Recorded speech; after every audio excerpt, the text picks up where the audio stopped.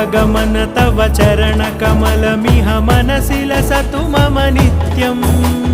गरुडगमन तव चरणकमलमिह मनसि लसतु मम नित्यम् मनसि लसतु मम नित्यं मम तापमपाकुरुदेव